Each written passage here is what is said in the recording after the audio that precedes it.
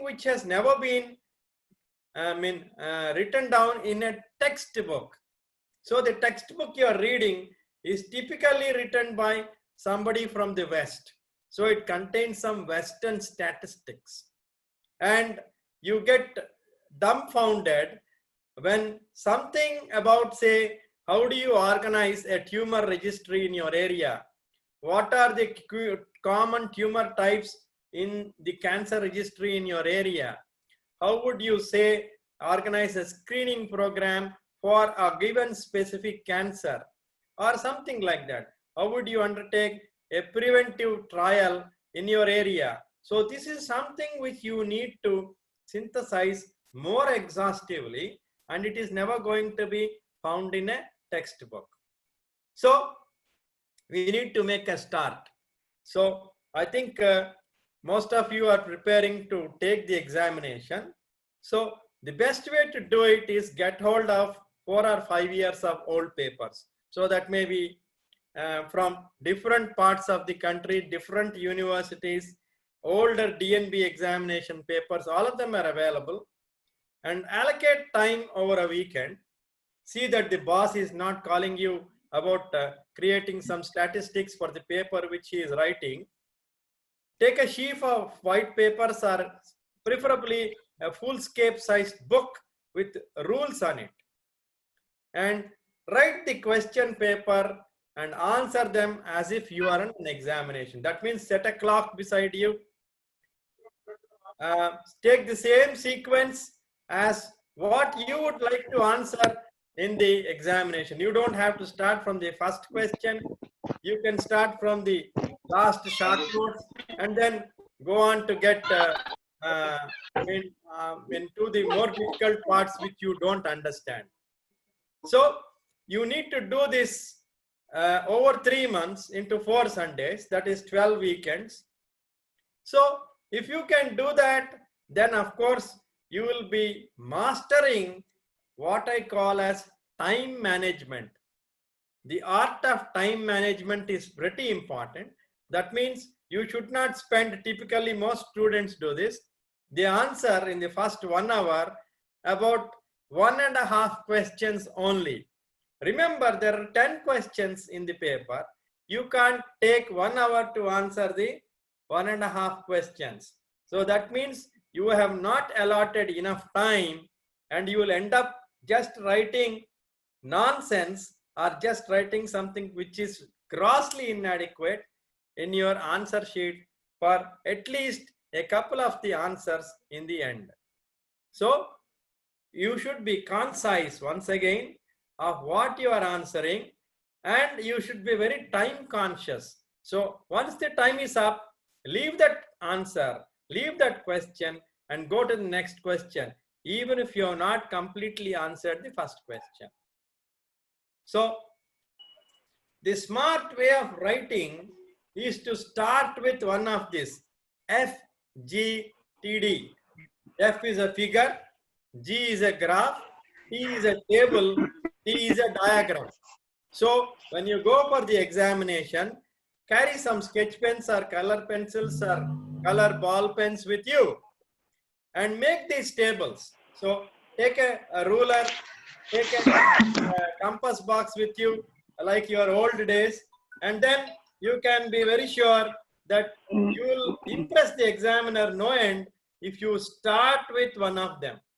So you draw a figure, you draw a graph, or you draw a table which is explaining what you want to do, or preferably draw a diagram, and then give as many subheadings as you can. That means, as I told you, each subheading allows you to score marks. So as many subheadings as you have, that many marks you will be able to score. So if the subheadings stand out on the left side with a figure in between or a diagram in between to illustrate your answers, then you will probably get 75 to 90% of the marks allocated. That means between 7 and 9 marks for the question. So this is important to understand. So I gave you an example here. You were asked about a drug in pharmacology. You can add subheadings like mechanism of action, uses, side effects, complications, etc. And highlight these subheadings, that is mechanism of action, uses, side effects, complications, etc. with different color pens or highlighters. And drawing diagrams in an examination is mandatory. Don't think that if you write verbatim, you'll get more marks. No. If you illustrate your answer, you are going to really score well. Even if the question is not asked about diagram, you should draw it yourself in order to explain your answer. Okay? All the more important when you are asked to make a decision tree. The decision tree could be a differential diagnosis. The decision tree could be a diagnostic workup, or the decision tree could be a simple therapeutic activity, like when would you like to do surgery, when would you like to do NACT, when would you like to do, say, go ahead and do a radiation therapy, when would you like to organize the whole thing in a comprehensive fashion. So that means wherever there is an algorithm possible where you need to take a fork, even if the diagram has not been asked by the examiner, you should draw it yourself to explain it in your answer. Okay? By this time, the examiner will take less time to understand your answer, plus you may get the extra marks for a good diagram. So that is important to understand. Now, there's a method of trying to anticipate what questions are possible when you go for the examination. Okay? Typically, if you have a DVTA, you should read it from front to back, back to front, and portions of it which are repeatedly asked at least 3 times. That means if I wake you up in sleep, you should be able to open the chapter where you read about something called Linitis plastica and its management, say in 10 seconds flat. You should also read the prescribed journals. If you go to your syllabus and the prescribed books, there is what is called a prescribed journals. Regularly for the July exam, from January to April or May. Let us say I am the examiner and I am going in April to set the paper. En route to the examination, I will pick up topics which have come up in editorials of the prescribed journals. I hope you understood this. So, part of my question paper will be topics which have been covered by the journals in the past 4 or 5 months, barring the last couple of months. That means since the question paper is set 2 or 3 months ahead of the examination in July, so if you have read from January to May of the relevant journals, then it is quite sufficient. Similarly, from June to October or November for the December examination. Please read all the phase 3 trials, the editorials, new drug capsules, and commentaries in these journals. These are the important things. Don't read the case reports. They are of no relevance to you. Don't worry about the letters to the editor. They are absolutely of no relevance to you. Recollect all the topic seminars you attended. That means if you have a book which you have maintained called the log book, you can leaf through it, and all the topic seminars you have attended are actually structured to allow you to take the examination very comfortably. Okay, recollect all the bedside teaching. What did the teacher say about this drug, about the algorithm of treating this patient, given the given circumstances, and be sure to reread. I repeat, I request very humbly to reread the statistics chapter. I cannot overemphasize this because more people have failed their theory paper and sometimes their statistics paper and their viva simply because they cannot answer silly things like what is incidence, what is prevalence, what is OR, what is OS, what is disease-free survival, things like that. It is silly, it looks very silly, but it is important. More often, recent examiners are asking you the ratios. So it is important to understand what is an odds ratio. So if you can explain in half a paragraph, half a sheet of foolscap paper, what is an odds ratio with a simple example, even if you have not written all the other answers very well, you are sure to pass. Can I re-emphasize this? You must know what is the epidemiology of common cancers in your area, and you must know the statistics part of how each one of these is calculated. And all your reading must be complete, preferably 3 weeks before you take the examination, not the previous night. And 2 weeks is the maximum limit, I would say, for doing all this stuff. Everything should have been completed by that time. It's important to understand that you should be completely free of any more reading for the examination from a book or answering a trial paper. Now, you need to get your answer script valued. It's not as if say sufficient if you have actually written the paper. So, one, is this content appropriate for the answer? Is it adequate? Okay. Is it comprehensive? That means it is not too big, but can say in a few words, it can tell you everything. To the point, any scope for improvement? Can some sentences be weeded out? Many of you, I know, will write a definition and you say is called and put a full stop, as if you are telling the examiner that I forgot to write what I meant. No, the examiner can look through your trick because he has also been an examinee in the past. So the trick is to enter into the examiner's mind, sit composedly and go over the questions and answers carefully.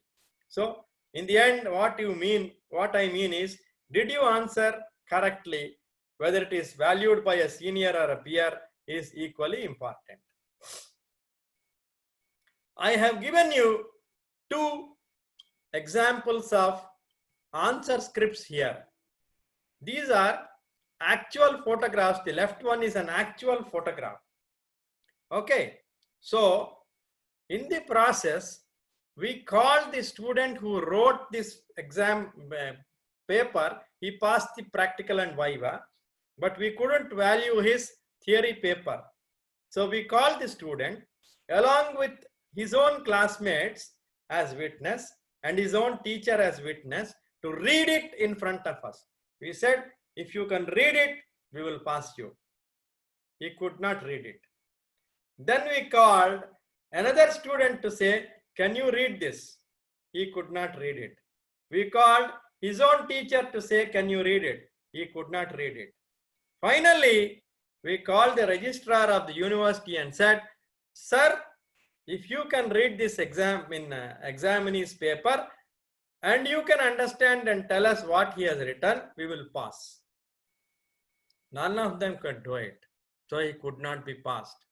So my humble request is, you still need a legible hand. Although doctors are famous for their very unreadable handwritings, your examination is not the place to hone that skill. Some people write in all capitals, others write in all small letters. Some people use telescopic writing. Telescopic writing is where there is no gap between word to word. All the words are together. And using your own notation for numbering of answers. That means the question you answer, you mark it as question number 1. And the question you answer next, it may be the 8th question, but you mark it as question number 2. But this is a minor mistake. 99.9% of the examiners will never penalize you for this. They will tally the numbers, but it can sometimes be exploited by an examiner. So I told you what is called cheating. You will write like this and say is called. You have put a dot after a full stop after called and left it. So I am supposed to answer it for you. No, that is not correct. And giving references when none are needed. We don't need any references for you in an examination. You don't need to give us any references. We have not solicited any references to substantiate your answers. You are not writing your thesis here. That's important. So start by answering questions for which you know the answers best than the rest. That means you should read the question paper first. Read it a couple of times and then to the right or left with a pencil say this is my first question, this is the second question, this is the third question. If time permits and if I know the answer by that time, I will answer the last question. Okay, last question can be the first question in the question paper. Leave those you do not know the answer to the end. So once again, you need to formulate the answer by writing a small précis. Write the points you wish to elaborate, a definition, a synonym, an antonym, a clinical feature, differential diagnosis, management, complications. Or if the question demands PFS, OS. Follow the plan and write the answer below. And please don't leave blanks because we need to strike them off to prevent anybody from writing after your answer script is handed over. And do not leave empty spaces hoping to fill later. It never happens. Sometimes it like the South Asian Journal of Cancer, the article starts on page 1, continues on page 44 and ends in page 80, no? That is not the correct way of writing any question paper or answer paper. That means you cannot write some part of the answer in page 1, some part of the answer in page 8, and some part of the answer in page 10. No, we cannot value you like that. You cannot say this is ABC, this is the same answer, I remembered this later, so I wrote it later. That cannot be valued. Now, this is what I have said. So, if you have 10 questions to answer, that means in 180 minutes or 3 hours, you can only devote 18 minutes per answer. Okay. And 12 for writing. So 18 minutes per answer. So that leaves you about that much time for you to move and answer. 3 for thinking or formulating the answer, 12 for writing the answer, and 3 for revising the answer. Those 3, of course, you can come back and revise later. So don't spend too much time on a single answer. Writing more than a foolscap sized paper sheet, that is more than 22 lines per sheet per short answer, is not asked for. Writing what is not asked for is a very common trick which most students play on the examiner. And filling in a dozen answer sheets for just 10 answers, you don't need that. Your answer should be so concise that your booklet typically contains 10 to 12 sheets. That means you should be able to complete the best of question papers which require short answers in only one mains answer script. Unless, of course, there are too many figures you have added. Now, after the examination is over, after you have finished the theory and you have one more day to relax and go, let all the examinations, all the questions have been answered and you go home. Please go home and read up the answer to the questions from the standard textbook. There are 2 reasons for this. The next day, in the next question paper, you may get a similar question. It may not be the exact verbatim same question, but you may get a similar question which you now need to answer. So if you go home and read the answer, now you can write the correct answer to that question. Analyze what you have written. If you wrote it wrong, please find out the correct answer. Because if you are appearing for a university examination and the same set of examiners are correcting your paper, also taking your Viva OC and practical examination, you will be given one more chance to correct the answer and get full marks rather than fail. Did I make myself clear? I hope most of you will understand this point. That means if we notice that you have given in an examination an incorrect answer, we don't know who has given that incorrect answer, since we don't know your to whom the answer paper belongs to. We will ask the same question which has been answered wrong to all the examinees and say, did you answer this question correctly? Or was this your answer? Let me put it that way. If you say no, that means you have answered it correctly. If you say yes, that means you have answered it wrongly in the paper. Now, if you tell me the correct answer, even though you may not have written well in the theory part, you will still pass. This is a very small trick played by examiners to help examinees. Okay, please remember some of the questions by senior examiners, I told you, are set up in case scenarios. That means they have some clinical relevance. So if you have answered a case scenario and you happen to get the same case in the examination, you now know a lot more. So you score very well in your practical and viva voce examination.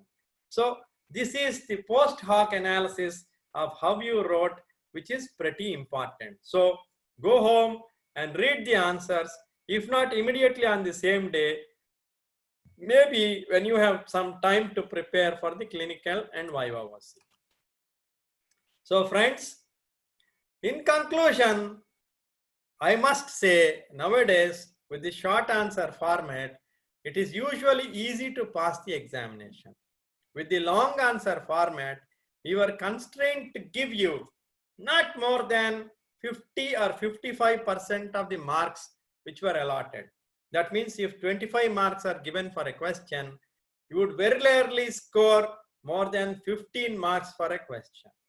But if it is a short answer, you will very often score 60 to 70. That means 6 or 7 marks for that question. So I'm trying to re-emphasize that it is difficult to fail unless you try very hard for it. That means if you wish to fail, then only it will be possible for you to fail. Everybody wishes you good luck. Utilize it for the best presentation of your answers. A poor performance in a subspecialty examination is a reflection of improper technique or improper answering. That means you know the answer, but you did not know how to present the answer. Did I make myself clear? Since over the past 3 years, there is no clinical situation that you may not have encountered which is come as a question in the examination. So I must re-emphasize that don't get disappointed if you have not done well in your theory and you didn't pass this time. What we have found, we have analyzed this and presented it to most of the centers, is most students do quite well the second time around. Finally, we set the paper so that majority of the students can answer 60 to 70% of the questions. A very few know the answers to all the questions.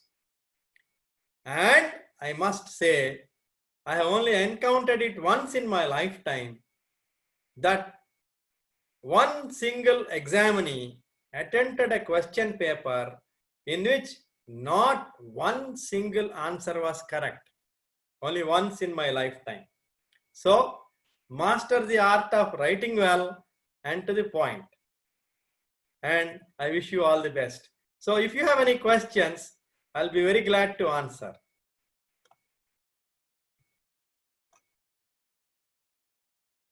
Yeah, everybody can unmute your audio and you can speak. While you're speaking, you can unmute, and while sir is speaking, please mute the audio. If you don't follow this, I would be compelled to remove you from the talk because it disturbs everybody. Please remember this. Please unmute, speak, and then the mute when sir is answering.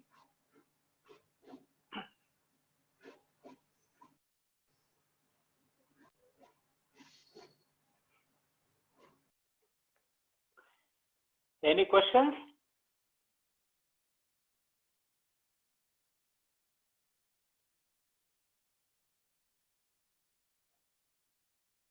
Any questions? You can ask me. Feel free. Don't feel shy about it. I've been an examiner now for probably 28 years. So you can ask me any question. Don't worry about what the question is. As I say, silly questions, Yes, there Ashish. are only silly answers.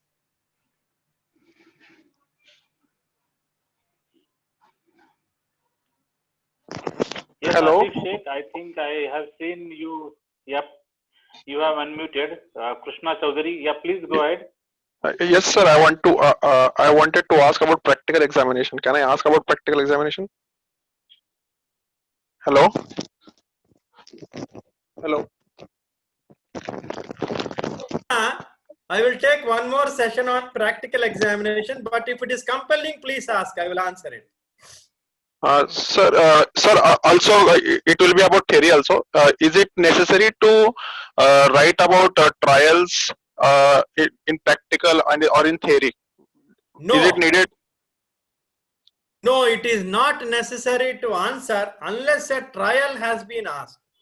Okay, sir. Very rarely we will do that. It is not typical to ask about a given trial in a theory paper.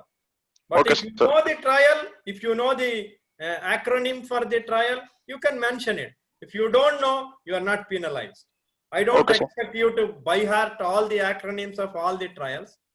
But for some indications, if you know them, it is very nice. It is very appealing for you to write in that in the answer paper. We have never penalized anybody for not knowing the acronym of a trial, how many patients it recruited, etc., etc. So no, that is never going to happen at all. Okay, sir. Sir, one person has asked a question. What is the level of statistics asked in the exams? The level of statistics asked in the examination is at kindergarten level.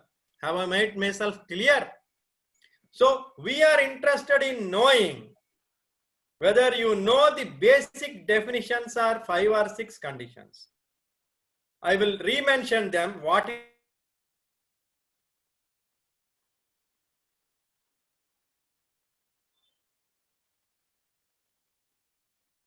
Hello.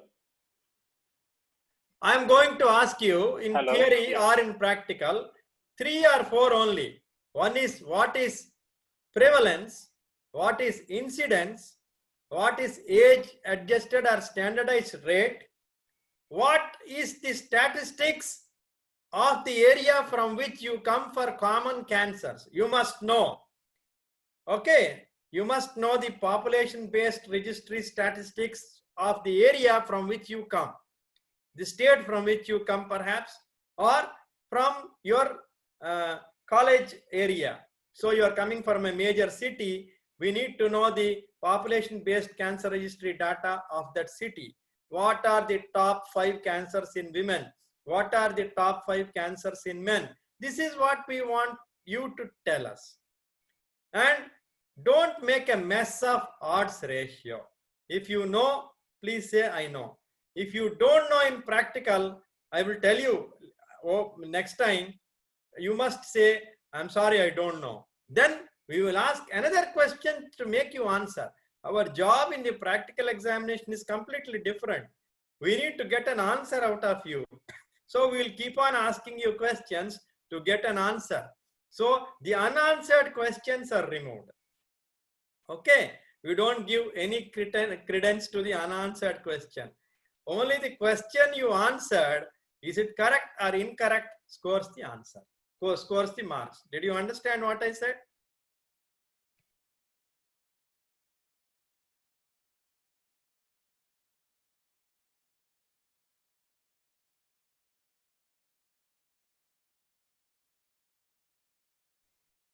Murali, any questions?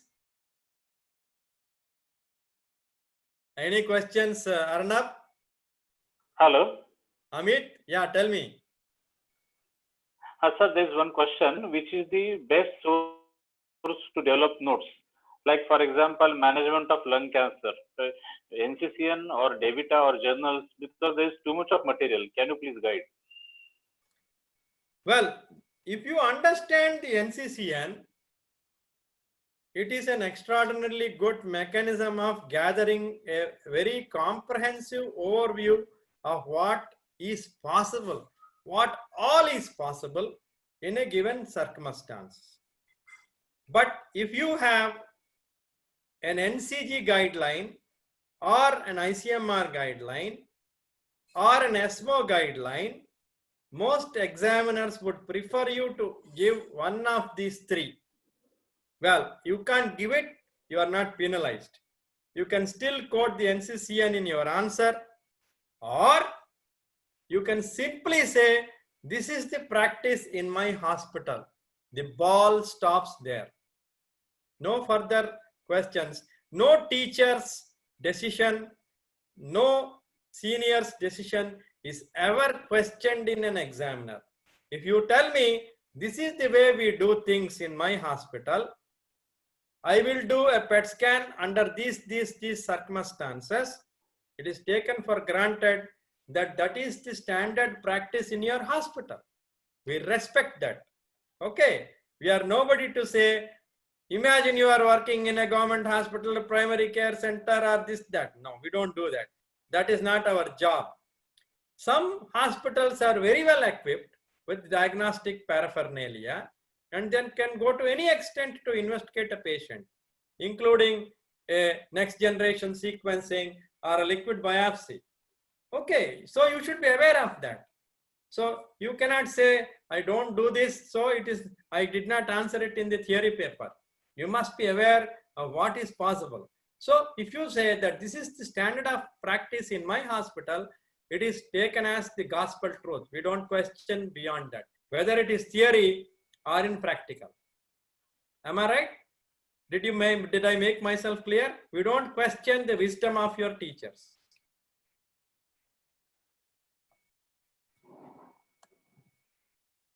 Any other questions? If you can use black ink, it is preferable, ball pen, but if you can't, use the blue pen. But please don't start writing answers in green and red ink. You can use them for subheadings, but not the main answer. Okay? Anybody else? I think we're done with probably. Very nice then. Thank you all so much for the participation. And thank you, Dr. Padmaj, for the opportunity. Thank you very much, sir. It was a wonderful session. I think everybody must have enjoyed and will gain from it. Thank you. Thank you. Thank you. Bye-bye. Bye-bye.